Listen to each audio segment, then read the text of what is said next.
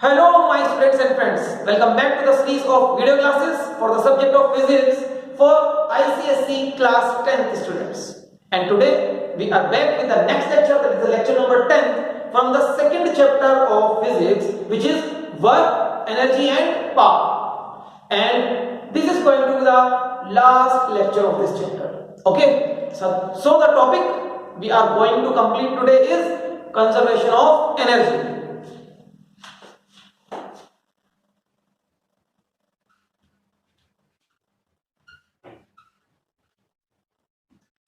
Conservation of energy. Now, what is the meaning of conservation of energy? But the word conservation means not changing, remaining constant. So, conservation of energy का मतलब होता है कि energy remains constant, energy change नहीं होता. अब ये एक principle है. This is a principle in physics. ये conservation of energy is a principle in physics. Now, what does this principle states? According to the principle of conservation of energy, energy can neither be created nor it can be destroyed, but it can only be transformed from one form to the other form. तो इसका meaning क्या होगा? इसका meaning है कि हम energy को ना तो कभी क्रिएट कर सकते हैं और ना ही हम एनर्जी को डिस्ट्रॉय कर सकते हैं. एनर्जी को कभी आप खत्म भी नहीं कर सकते. तो एनर्जी के साथ सिर्फ हम ये कर सकते हैं कि उसको एक फॉर्म से दूसरी फॉर्म में कन्वर्ट किया जा सकता है. It can only be transformed from one form to the other form in any process. कोई भी प्रोसेस आपका चल रहा है एनर्जी को लेकर, उस प्रोसेस में आप कभी भी एनर्जी को क्रिएट नहीं कर सकते, आप कभी एनर्जी को खत्म भी नहीं कर सकते. ठीक है, आप सिर्फ क्या करते हैं? एनर्जी एक फॉर्म को दूसरी फॉर्म में कन्वर्ट करते हैं, बस इतना होता है. तो it means energy will remain constant. Energy constant ही रहेगा फिर उस प्रोसेस में. ओके, और इसका हम एक एग्जांपल देख लेते हैं. एग्जांपल के अकॉर्डिंग ज्यादा अच्छा समझ आएगा. सपोज मुझे एक प्रोसेस करना है कंप्लीट, और उस प्रोसेस को कंप्लीट करने से पहले मेरे सिस्टम के पास जो एनर्जी थी that was 100 joules of energy, और वो सारा एनर्जी हीट एनर्जी की फॉर्म में था. सपोज प्रोसेस कंप्लीट हुआ. प्रोसेस कंप्लीट करने के बाद हीट एनर्जी रह गया. हीट एनर्जी रह गया suppose 30 joules. Now what about the remaining 70 joules? 70 joules दूसरी फॉर्म में कन्वर्ट हो गए. सपोज 70 जूल्स या 70 जूल्स में से 50 जूल्स काइनेटिक एनर्जी बन गए हो, और रिमेनिंग 20 जूल्स हो सकता है वो साउंड एनर्जी बन गया हो वहां पर, and other forms of energy. Okay, and now आप इनको ऐड करो. 50 plus 20 plus 30. क्या आंसर है? Again the answer is 100. यहाँ पर भी कहता है initial amount of energy 100, final amount of total energy 100. So total energy तो remains constant ना. That is what the conservation of principle of energy, the principle of conservation of energy states. वो ये तो बोलता है कि एनर्जी को आप कभी क्रिएट या डिस्ट्रॉय नहीं कर सकते. वो जितना होता है हमेशा उतना ही रहेगा किसी भी प्रोसेस में. सिर्फ आप क्या कर सकते हैं? उसको एक फॉर्म से दूसरी फॉर्म में कन्वर्ट कर सकते हैं. सो पहले हीट एनर्जी थी, अब वो कन्वर्ट हो गई है काइनेटिक एनर्जी में, साउंड एनर्जी में, और कुछ बचा हो एज इट इज अभी हीट एनर्जी बच रहा है. ठीक है, तो किसी भी प्रोसेस में यही होता है. कुछ एनर्जी ना डिस्ट्रॉय होती है और ना ही क्रिएट हो पाती है. वो सिर्फ एक फॉर्म से दूसरी फॉर्म में कन्वर्ट होती है. हो सकता है कि मल्टीपल फॉर्म्स में भी कन्वर्ट हो जाए. ओके, सो ये हुआ हमारा principle of conservation of energy. और स्टेटमेंट आपको याद कर लेना है. Energy can neither be created nor be destroyed, but it can only be transformed from one form to the other form. अब बेटा ये principle of conservation of energy अगर हमारे चेंजेस सिर्फ और सिर्फ between kinetic and potential energy होते हैं, if changes take place only between kinetic energy and potential energy, K for kinetic energy and U is the symbol for potential energy. तो इन दोनों का सम कांस्टेंट रहेगा. Suppose initially ये के आई मतलब initial kinetic energy, और इनिशियली पोटेंशियल एनर्जी यू आई था. फिर हमने कोई प्रोसेस किया तो काइनेटिक एनर्जी भी चेंज हो गई होगी और पोटेंशियल एनर्जी भी चेंज हुई होगी।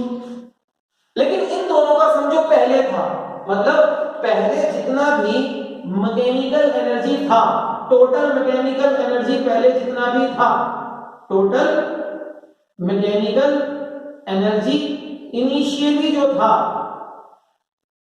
वो फाइनली भी उतना ही रहेगा। टोटल मैकेनिकल एनर्जी जो फाइनली होगा ये दोनों सेम रहने वाले हैं। So we can say that if changes take place only between kinetic and potential energy, then this principle of conservation of energy can be applied on mechanical energy as well. मतलब mechanical energy will remain constant if the changes are only between kinetic and potential energy. ये याद रखिएगा।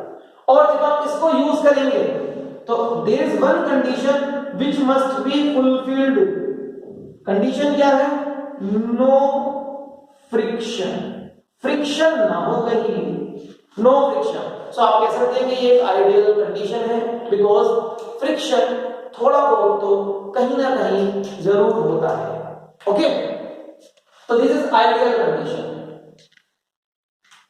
तो बेटा K plus U constant रहेगा, K plus U initial और final same है ना, कांस्टेंट रहेगा अगर फ्रिक्शन ना हो और चेंजेस इन एनर्जी सिर्फ काइनेटिक और पोटेंशियल एनर्जी के बीच में ही होते हो, ये याद रखिएगा। Now we are going to verify this K plus U is constant for the case of a freely falling object.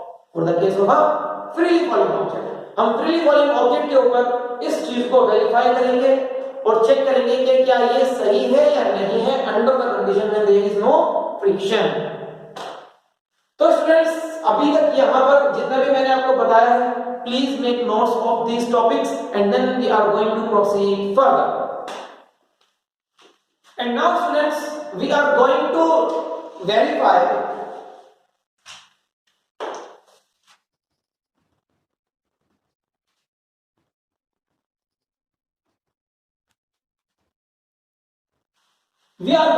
that sum of kinetic energy and potential energy remains constant for a freely falling object.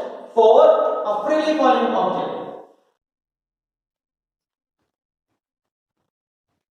अब बच्चों आपको ये तो याद होगा कि freely falling object क्या होते हैं, and if you don't remember, let me remember you that any object which is moving only under the effect of gravity, कोई भी ऑब्जेक्ट जो सिर्फ और सिर्फ ग्रेविटी के इफेक्ट में मूव कर रहा होता है उसको हम फ्रीली फॉलिंग ऑब्जेक्ट बोलते हैं।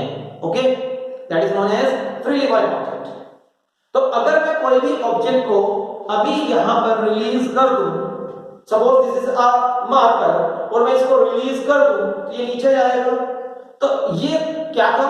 ये था एक फ्रीली फॉलिंग ऑब्जेक्ट। तो हम एक फ्रीली फॉलिंग ऑब्जेक्ट के लिए सम ऑफ काइनेटिक एनर्जी और पोटेंशियल एनर्जी कांस्टेंट होता है, इस चीज को वेरीफाई करने वाले हैं, मतलब we are going to verify principle of conservation of energy. ये भी आप कह सकते हैं in other words, only when the changes are between kinetic and potential and no friction forces are there. Okay, तो अभी यहां पर जो एयर है उसको नेग्लेक्ट करना है क्योंकि एयर से फ्रिक्शन आता है, तो उसको नेग्लेक्ट कर देना है आपको, ठीक है। So we will consider an object initially at point A and it is above certain height h from the ground, from the surface of the earth. It is at height h. Okay,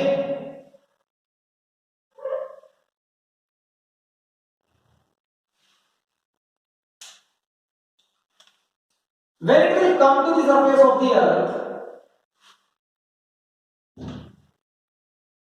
that point is B. That point will be the point B.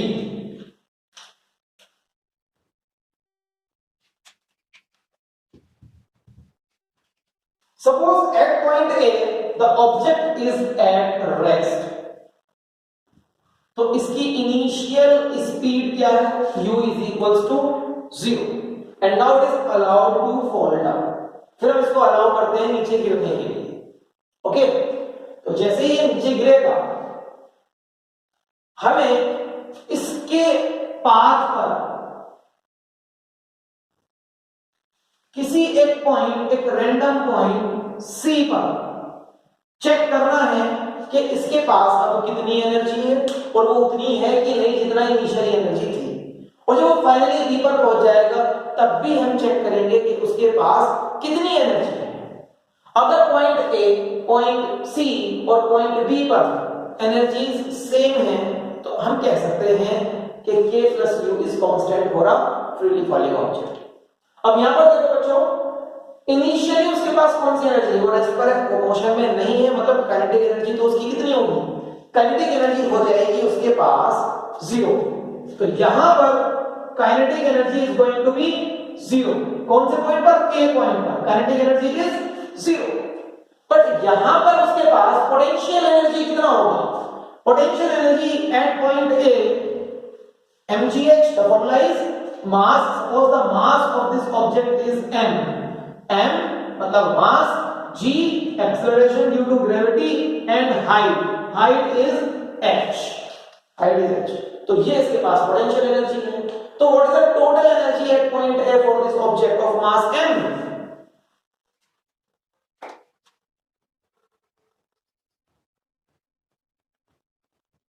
total energy at point A,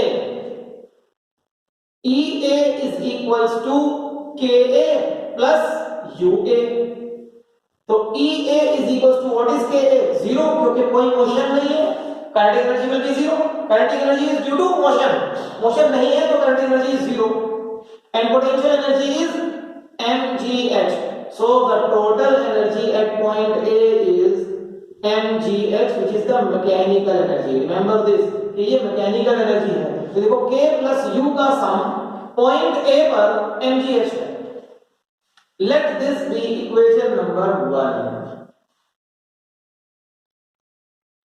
now I am going to find out the energy at point C point पर मुझे energy चाहिए। C point, suppose this point C is at a height x from this level, यहां से x height पर, ground से x height पर, तो it means जितना हाइट ये ऑब्जेक्ट अभी गिर चुका है that height is h minus x, h minus x height को गिर चुका है, बिकॉज h टोटल था और x अभी बचा है, तो the height fallen is h minus x। okay, let the speed at this point, speed at this point C, let the speed is vc। okay, अब आपको यहां पर देखना है कि इसके पास कितनी पोटेंशियल एनर्जी है और कितनी काइनेटिक एनर्जी है। क्या पॉइंट सी पर वो मूव कर रहा है, yes it is falling down, तो पॉइंट सी पर काइनेटिक एनर्जी अब 0 नहीं होगा और पोटेंशियल एनर्जी कितना होगा, मास m into g into height is x, potential energy होगा mgx और काइनेटिक एनर्जी होगा हाफ m इंटू वो उसकी स्पीड का स्क्वायर कर दो जो पॉइंट सी पर है, हाफ m vc स्क्वायर। इन दोनों का सम करेंगे तो we will get the total mechanical energy at point C। So total energy at point C, EC is equals to KC plus UC, EC is equals to KC half m VC square plus UC m g x। now what is the value for VC over here, Vc का value क्या होगा? बेटा Vc को हम कौन सी equation से निकाल सकते हैं? इक्वेशन ऑफ मोशन लगाएंगे। आप देखिए कौन सा लग सकता है यहाँ पे, फर्स्ट, सेकंड या third. We can use third equation of motion for Vc square. If you remember the third equation, मैं आपको अलग से याद दिला देता हूं। Third equation of motion is v square minus u square is equals to 2 into acceleration into displacement 2as। Now v square is vc square minus u square और initial speed क्या थी? इनिशियल स्पीड थी 0, तो 0 का square हो गया बेटा 2। अब एक्सेलरेशन कितना है? एक्सेलरेशन होता है g और डाउनवर्ड है तो माइनस g लिखूंगा। और डिस्प्लेसमेंट कितना है बच्चों? डिस्प्लेसमेंट हुआ है h माइनस x, वो भी डाउनवर्ड है, उसको भी नेगेटिव लिखूंगा h माइनस x।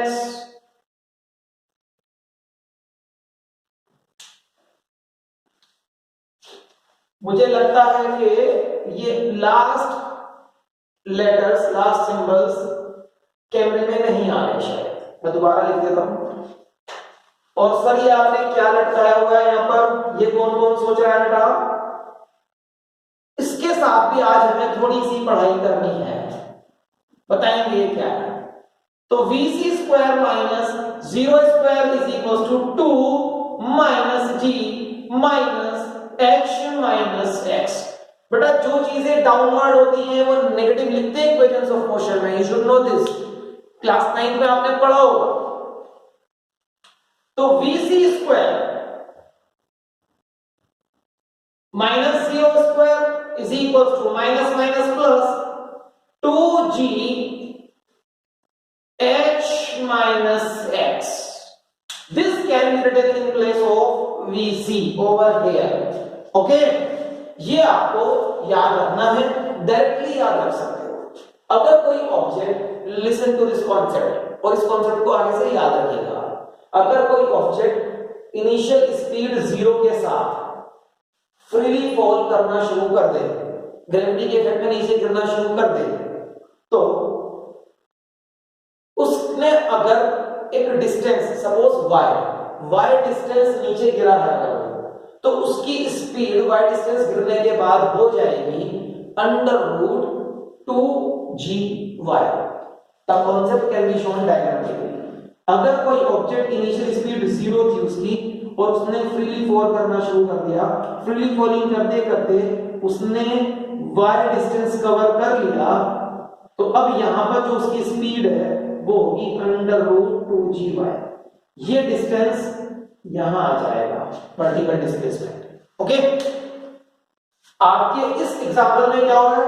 उसने u इज इक्वल टू 0 से गिरना शुरू करा नीचे under the effect of gravity, और उसने कितना डिस्टेंस गिरा? h माइनस x, तो वो आ गया यहां पर 2g h minus x। Under का रूट हटाया इसलिए इधर स्क्वायर लगाया ना, ये स्क्वायर दिख रहा है ना आपको, वो स्क्वायर इसलिए लग रहा है कि इधर अंडर का रूट हटा दिया तो दोनों साइड स्क्वायर कर दोगे। ठीक है, इसका भी अगर आप स्क्वायर हटाओगे तो यही लिखोगे ना, v square is equal to 2gy। तो y की जगह अभी क्या है? h minus x। y की जगह अभी क्या है? h माइनस x है। ठीक है सर, तो vc स्क्वायर कितना होता है ये हमें आज समझ आएगा कितना होता है।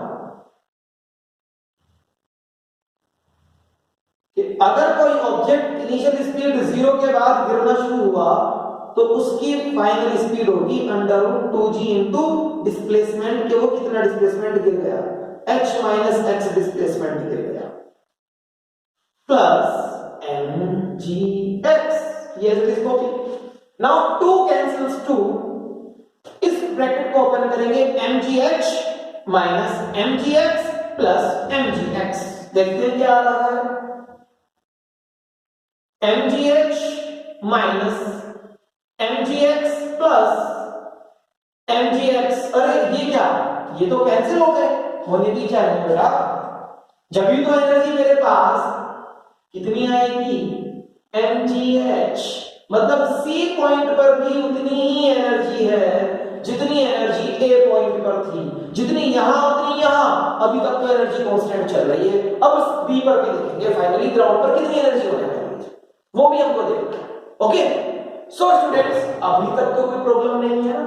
एनर्जी एट पॉइंट ए निकाला, वो बहुत इजी था निकालना, फिर एनर्जी एट पॉइंट सी भी निकाला, ठीक है। It is also an easy job, but the condition was कि आपको क्लास 9 थोड़ा याद हो, जिसके याद नहीं थी क्लास 9 मैंने उसको भी समझा दिया कि वीसी कैसे आएगा। ओके, तो कोई दिक्कत ही नहीं है। इक्वेशन ऑफ मोशन से थर्ड इक्वेशन हमने लगाई है यहां पर। ओके, अब आगे बढ़ेंगे और बी पॉइंट पर कितनी एनर्जी है उसे भी चेक करने वाले हैं हम लोग यहां पर।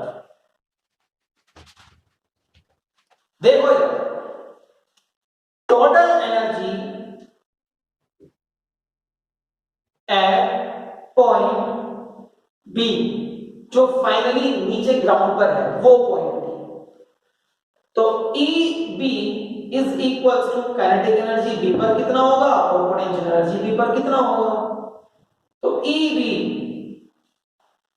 काइनेटिक एनर्जी कितना होगा, हाफ एम बी पर उसकी स्पीड का स्क्वायर, और पोटेंशियल एनर्जी क्या कुछ हाइट बची, ग्राउंड पर आ गया, there is no height, height नहीं है तो पोटेंशियल एनर्जी भी नहीं है। मतलब इस पॉइंट पर काइनेटिक एनर्जी तो हो जाएगी half M V B square, but potential energy क्या हो चुकी है, जीरो हो चुकी है, because height is zero for the point B.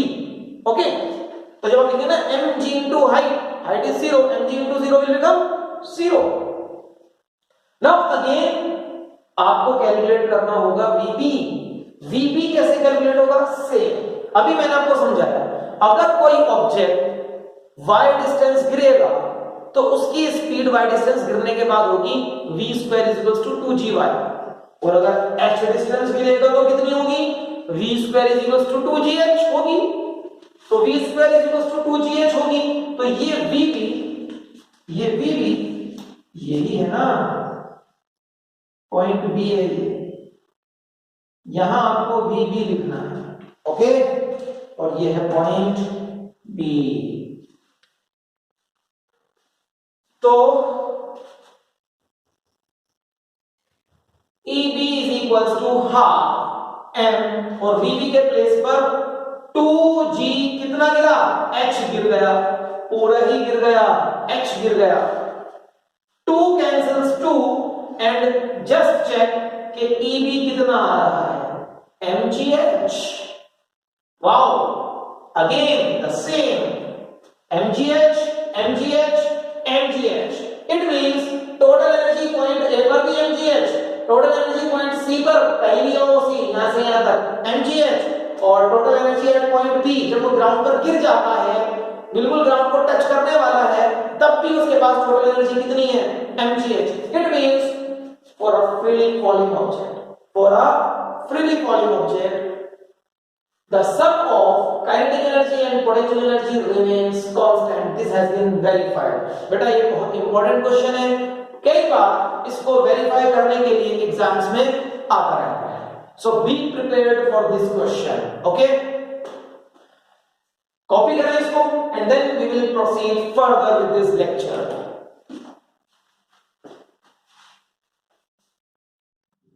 So dear students, इसको एक बार और शॉर्ट में मैं आपको बता रहा हूं, और जो मेन कॉन्सेप्ट है उन पर जरा ध्यान दीजिएगा।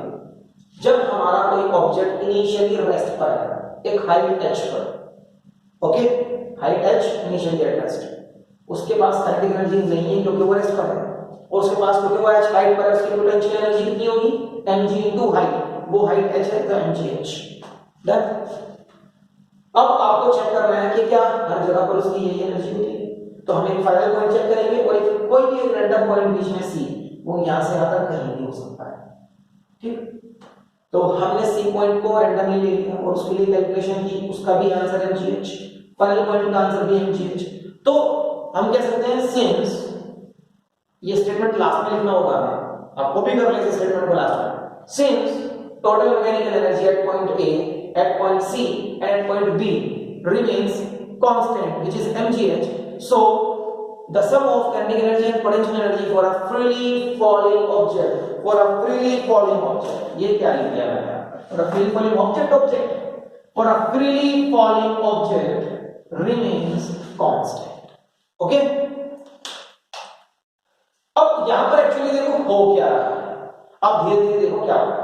इनिशियली काइनेटिक एनर्जी 0 था, पोटेंशियल एनर्जी मैक्सिमम था, ध्यान से देखो, इनिशियली काइनेटिक एनर्जी 0 था और ये पोटेंशियल जो भी था वो सब पोटेंशियल ही था ना, इन दोनों के सम में ये तो 0 और जो भी है वो पोटेंशियल है, तो ये मैक्सिमम है इनिशियल, ये इनिशियल पॉइंट है, इनिशियली तो यही है। और जैसे ही ऑब्जेक्ट गिरना शुरू करता है, फाइनल पोजीशन पर क्या हो रहा है, फाइनल पोजीशन पर ये पोटेंशियल एनर्जी तो डिक्रीज होते होते 0 हो गई और काइनेटिक एनर्जी इंक्रीज हुई है, 0 थी ना पहले, वो इंक्रीज होते होते हाफ mv² और विच इज एक्चुअली mgh, ये काइनेटिक पोटेंशियल तो 0 है ना, तो काइनेटिक कितनी आ रही है mgh और वही टोटल बन गई, ठीक है। तो इनिशियली पोटेंशियल सब कुछ था, काइनेटिक कुछ नहीं था, फाइनली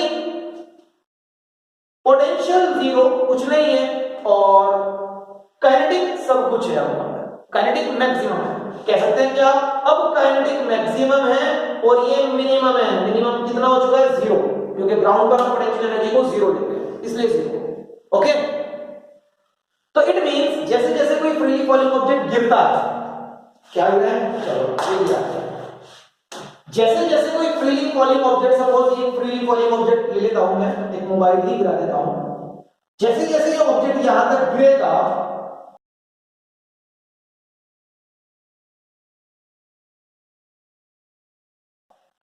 तो इस मोबाइल का, इस ऑब्जेक्ट का इनिशियल काइनेटिक एनर्जी क्या था, इनिशियल काइनेटिक एनर्जी इसका 0 था, फिर धीरे धीरे इसकी स्पीड बढ़ी, बढ़ते बढ़ते बढ़ते बढ़ते फाइनली क्या हो गया, काइनेटिक एनर्जी मैक्सिमम और पोटेंशियल एनर्जी 0, ठीक है।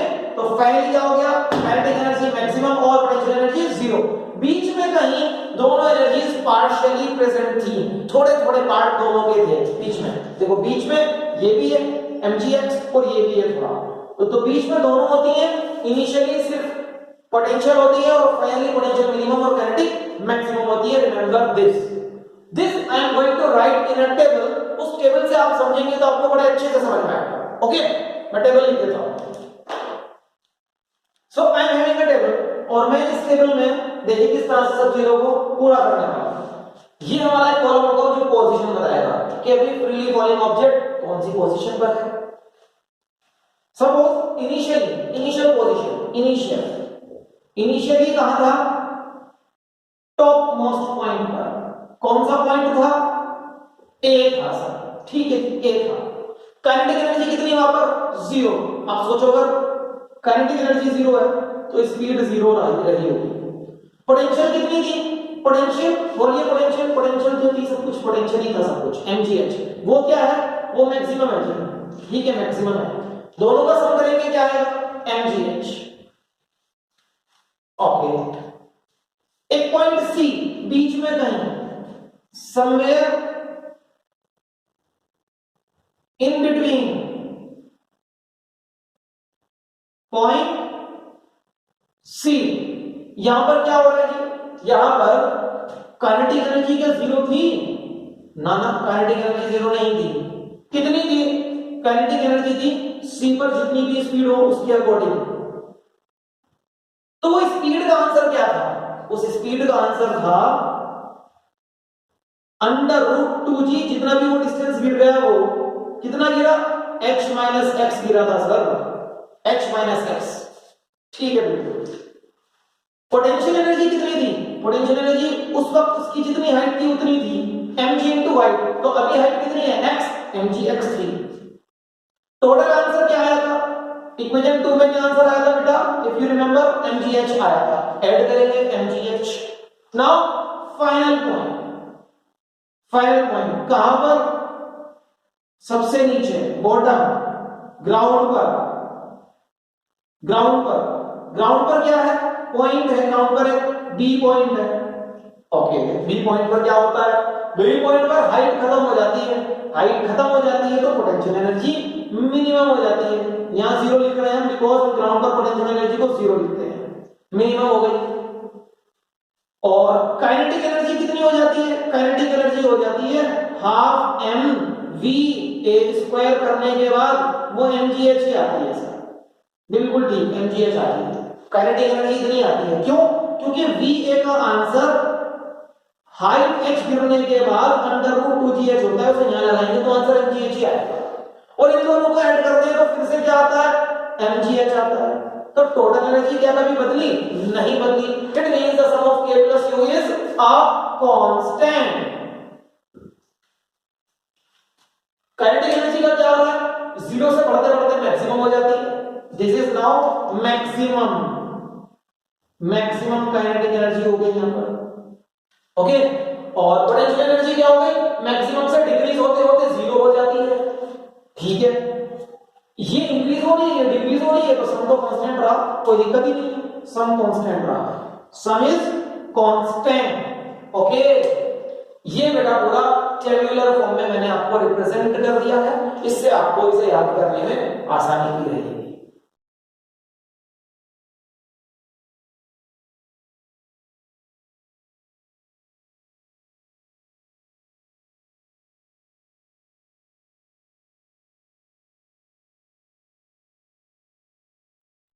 इसके लिए हम एक ग्राफ भी बनाते हैं, जिस ग्राफ पे हमको काइनेटिक एनर्जी और पोटेंशियल एनर्जी मार्क करने होंगे। ग्राफ क्या होगा? Let me show you the graph. तो ग्राफ बनाएंगे हम लोग यहां पर, graphical representation for the variation of kinetic energy and potential energy of a freely falling object. तो ग्राफ में हमारा एक होता है y एक्सिस और एक होता है x एक्सिस। यहां पर हम लोग y एक्सिस पर क्या करने वाले हैं? y एक्सिस पर हम मार्क करेंगे अपनी एनर्जी, और x एक्सिस पर हम मार्क करेंगे height above the ground, ground से ऊपर जो हाइट है। मैक्सिमम हाइट कितनी होती है? h, तो उस मैक्सिमम हाइट को मैं यहां पर मार्क कर लेता हूं। इट मींस ये ग्राफ यहां से आगे तो नहीं जाएगा।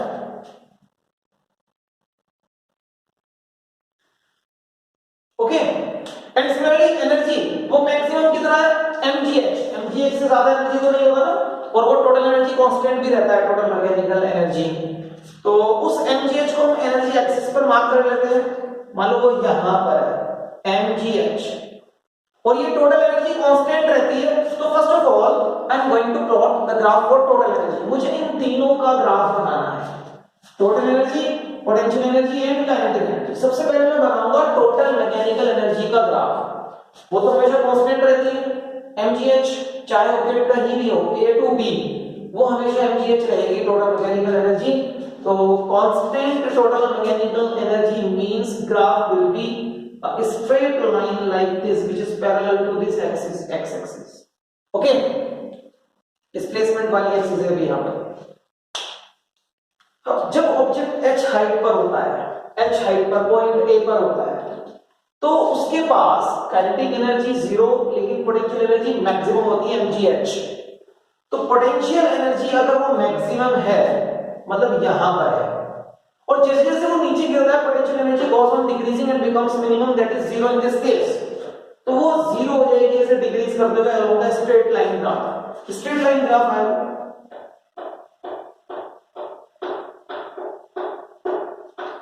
पोटेंशियल एनर्जी का ग्राफ स्ट्रेट लाइन ग्राफ है। It is because it is directly proportional to height above the ground. Height above the ground को डायरेक्टली प्रोपोर्शनल है, इसलिए ऐसा होता है। अब एट द सेम टाइम जब पोटेंशियल एनर्जी डिक्रीज कर रहा था, तो काइनेटिक एनर्जी इंक्रीज करते करते मैक्सिमम हुआ। ठीक है, at the same time potential energy was decreasing to minimum value, kinetic energy was increasing to a maximum value of mgh। तो काइनेटिक एनर्जी जीरो से स्टार्ट हुआ और वो mgh हो गया, और जिस तरह से पोटेंशियल एनर्जी डिक्रीज हुआ था स्ट्रेट लाइन पर, बिल्कुल वैसे ही straight line according, straight line के अकॉर्डिंगली काइनेटिक एनर्जी इंक्रीज होते होते it will become maximum and will reach the value of mgh at the ground। ये वाला पॉइंट ग्राउंड है, और ये वाला पॉइंट है मैक्सिमम हाइट h, याद रखिएगा। And this graph is for kinetic energy. अब जहां पर ये दोनों ग्राफ एक दूसरे को इंटरसेक्ट करते हैं, उस पॉइंट का मीनिंग क्या है? What is the meaning of this intersection point? जहां पर पोटेंशियल एनर्जी और काइनेटिक एनर्जी का ग्राफ इंटरसेक्ट कर रहा है, ये पॉइंट होगा बिल्कुल ठीक बीच में, मतलब जहां पर हाइट हो जाएगी h/2, और इस पॉइंट पर फ्रीली फॉलिंग ऑब्जेक्ट के लिए काइनेटिक एनर्जी और पोटेंशियल एनर्जी दोनों सेम होते हैं और उनकी वैल्यू होती है mgh/2। तो बेटा ये ग्राफ आपको याद रखना है, समझना है। इस ग्राफ के ऊपर क्वेश्चंस आ जाते हैं, ग्राफ ड्रॉ करने के लिए आ जाता है, ठीक है? तो याद रखिएगा, this straight line parallel to displacement axis, ये रिप्रेजेंट करता है टोटल एनर्जी को, E, total energy E which is constant. Black line, black straight line potential energy, जो कि जैसे जैसे डिस्प्लेसमेंट मतलब हाइट कम होगा, वो कम होते होते जीरो हो जाएगा। और blue line, straight line blue, kinetic energy, जैसे जैसे हाइट कम हो रही है उसकी स्पीड बढ़ती जा रही है, तो काइनेटिक एनर्जी बढ़ते बढ़ते मैक्सिमम हो जाएगी, mgh हो जाएगी, ठीक? सो विद दिस ये टॉपिक हमारा verification of the sum of kinetic energy and potential energy is a constant for a freely falling object पूरा होता है। आप इस ग्राफ को भी कॉपी कर लें, इस टेबल को भी कर लें, and then we will proceed further to the next topic. और नेक्स्ट टॉपिक क्या है? नेक्स्ट टॉपिक ये टॉपिक होगा हमारा सिंपल पेंडुलम से रिलेटेड कंजर्वेशन ऑफ एनर्जी का टॉपिक हमको करना है। And now students, after completing the topic of freely falling object with detail, हमें सीखना है how to apply principle of conservation of energy to a simple pendulum. जब simple pendulum oscillate करता है, तब आप उसके ऊपर principal of conservation of energy को किस तरह से अप्लाई कर सकते हैं। और सिंपल पेंडुलम के ऊपर बेटा क्वेश्चंस आते रहते हैं, मेनली न्यूमेरिकल क्वेश्चंस आते हैं, तो उसे सीखना हमें कि हम कैसे कर सकते हैं।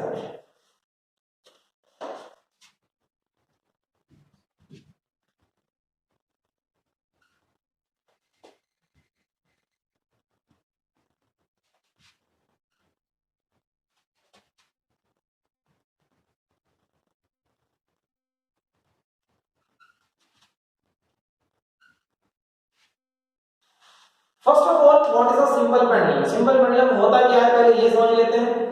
बेटा ये जो चीज आपके सामने है, this is a simple pendulum. Simple pendulum कुछ नहीं है, एक स्ट्रिंग से, स्ट्रिंग मतलब रस्सी, एक स्ट्रिंग जो कि इनएक्सटेंसिबल हो, खींचने से खींचनी नहीं चाहिए, मतलब आप रबर बैंड जैसी चीज नहीं ले सकते। तो एक इनएक्सटेंसिबल स्ट्रिंग से आपको एक हैवी लेकिन स्मॉल बॉब, बॉब क्या होता है? एक छोटा सा स्फीयर, स्मॉल होगा, थोड़ा हैवी होगा, वो आपको टाई करके लटका देना है। ऊपर से स्ट्रिंग को एक रिजिड सपोर्ट पे रखेंगे, रिजिड सपोर्ट से लटका देंगे वहां से बांधकर, ठीक है? सो this is a simple pendulum.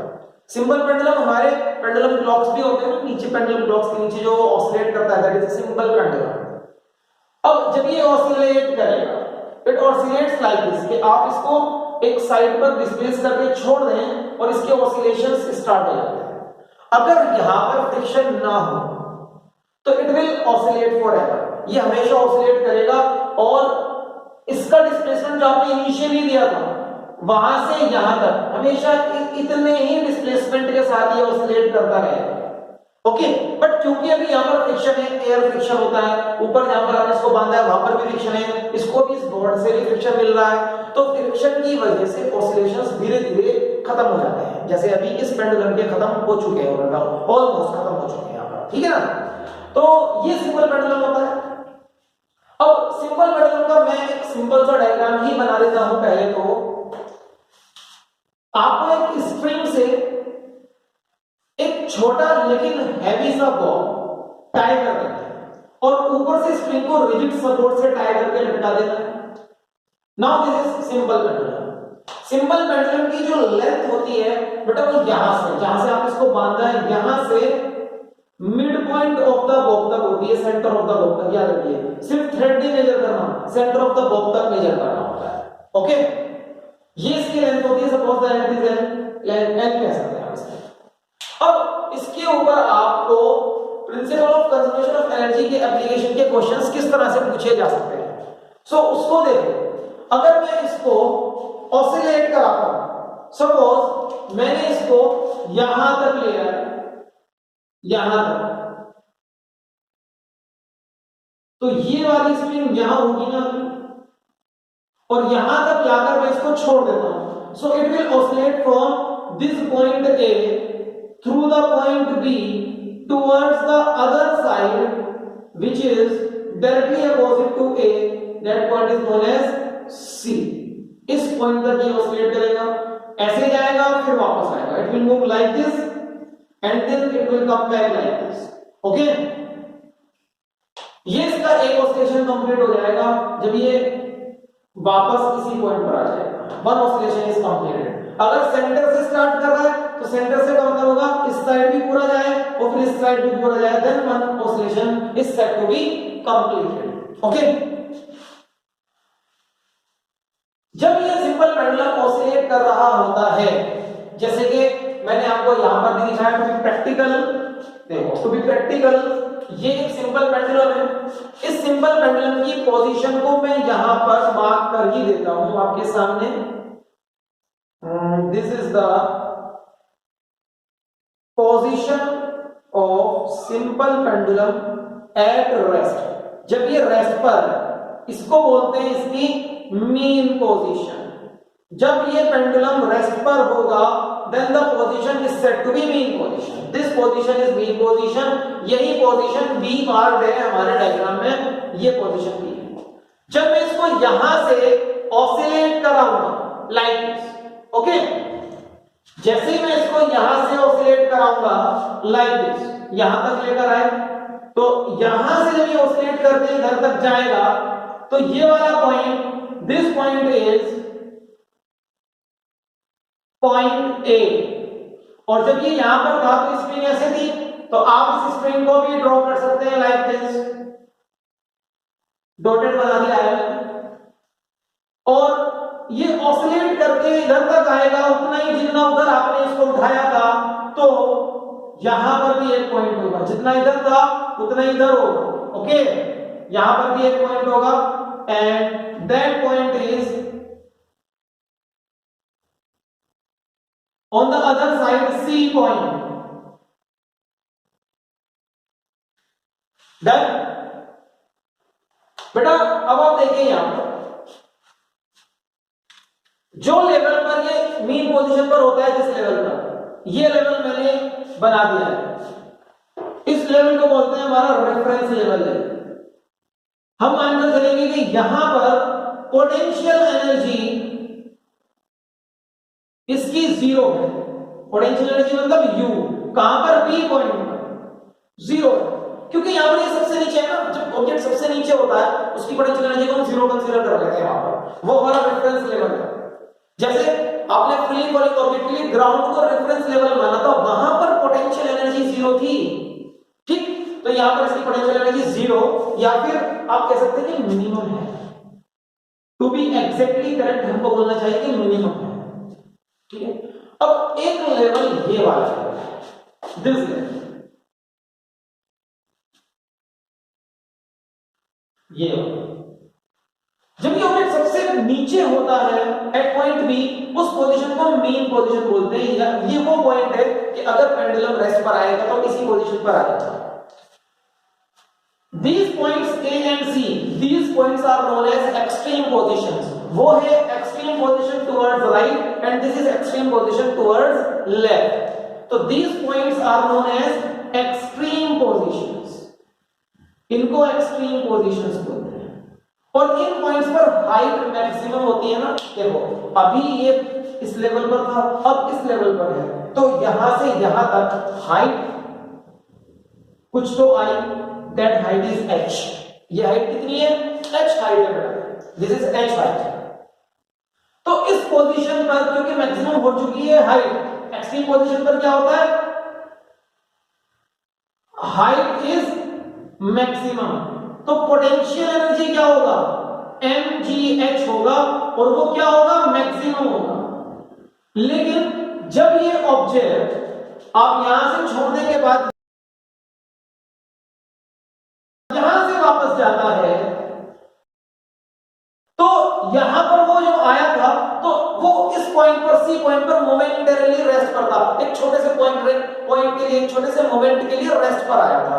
जब वो रेस्ट पर आया था तो सी पॉइंट पर, बेटा सी पॉइंट की बातें चल रही है सब, सी पॉइंट पर क्या है, सी पॉइंट पर क्योंकि वो रेस्ट पर था तो उसकी काइनेटिक एनर्जी क्या हो गई, जीरो, रेस्ट पर था वो सी पॉइंट पर। ये सब कुछ मैंने सी पॉइंट के लिए लिखा है और ये पोटेंशियल एनर्जी मिनिमम यहां लिख देता हूं, इसको यहां B point, potential energy minimum B point के लिए इसको यहां से हटा देते हैं। पोटेंशियल एनर्जी बी पॉइंट के लिए। अब बी पॉइंट के लिए देखिए आप, जब ये यहां से पहले यहां था, इधर आएगा, एक मोमेंट के लिए रेस्ट पर हुआ और फिर ये यहां से जैसे आगे जाता है तो इस पॉइंट से जाते हुए उसके पास कुछ इस डायरेक्शन में स्पीड है, that speed is actually maximum eight this point. वो स्पीड अभी इस पॉइंट पर मैक्सिमम है, बी पॉइंट की स्पीड है और वो मैक्सिमम स्पीड कब आई, h हाइट गिरने पर आई। तो h हाइट गिरने पर जो भी स्पीड आएगी वो होगी √2gh, जैसा कि हम पहले सीख चुके हैं। तो काइनेटिक एनर्जी बी पॉइंट पर कितना होगा बच्चों, that will be half mvb²। और अगर आप vb की जगह √2gh लगाएंगे तो यू विल फाइंड आउट कि काइनेटिक एनर्जी हाफ mvb की जगह 2gh का स्क्वायर कर दो, अंडर रूट का स्क्वायर कर दो तो रूट हट जाएगा, 2 कैंसिल्स 2, तो काइनेटिक एनर्जी आएगा वापस mgh। तो it means when there is no friction, जब फ्रिक्शन नहीं होता तब क्या होता है, जितनी भी यहां पर पोटेंशियल एनर्जी थी वो सब यहां आते आते काइनेटिक में कन्वर्ट हो जाती है, वो सब यहां पर आते आते काइनेटिक में कन्वर्ट हो जाती है और काइनेटिक वापस कितनी बन जाती है, mgh। यहां पर पोटेंशियल जीरो, काइनेटिक mgh, वहां पर काइनेटिक जीरो, पोटेंशियल mgh थी। So this is the conservation of energy for an oscillating simple pendulum. Simple pendulum जब ऑसिलेट करता है, अगर कोई फ्रिक्शन ना हो तो उसके ऊपर भी principal of conservation of energy apply होता है। ये आपको बेटा समझ में आएगा, ठीक है। तो एक्सट्रीम पोजीशन पर काइनेटिक एनर्जी जीरो, वो मोमेंटरी रेस्ट पर होता है और पोटेंशियल एनर्जी मैक्सिमम होती है mgh if this height is h। और मीन पोजीशन पर स्पीड मैक्सिमम हो जाती है तो काइनेटिक एनर्जी मैक्सिमम हो जाएगी और पोटेंशियल एनर्जी मिनिमम हो जाती है, जीरो हो जाती है। एक्सट्रीम पोजीशन दोनों साइड होता है, इधर भी होता है इधर भी होता है।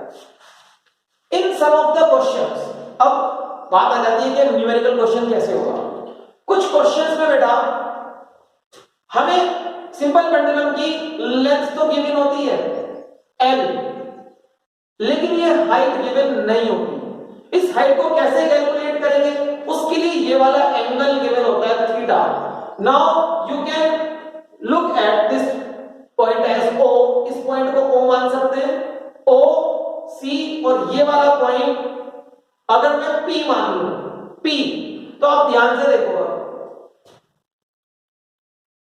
इस ट्राइंगल के लिए O से लेकर B तक L है ना, O से B तक L है, O से P तक क्या होगा, O से P तक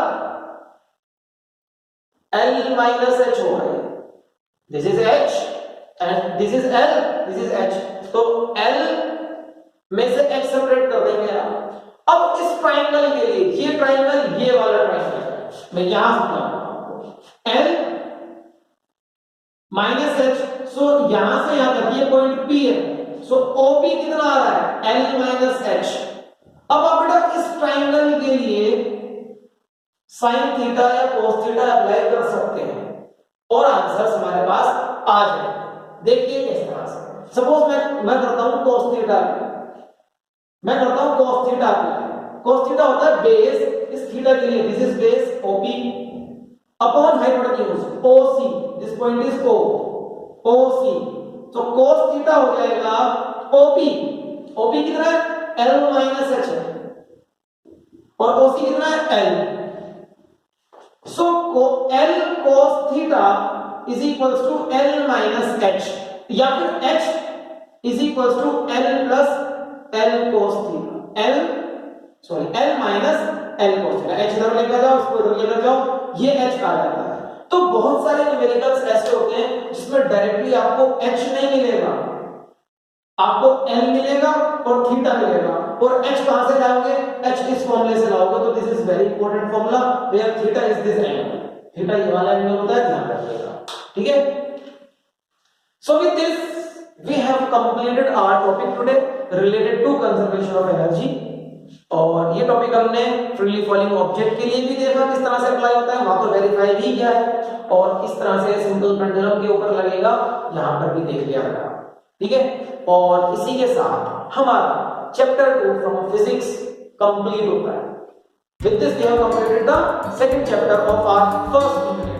तो वर्क एनर्जी पावर बेटा हमारा यहाँ पर फिनिश हुआ। इसकी आपको एक्सरसाइजेस करनी है, ओके। और इस चैप्टर में अगर आपको कोई प्रॉब्लम्स हैं तो you can convey your message to me, or I will try to reply as soon as possible. So wish to see you in the next class. Till then, bye bye.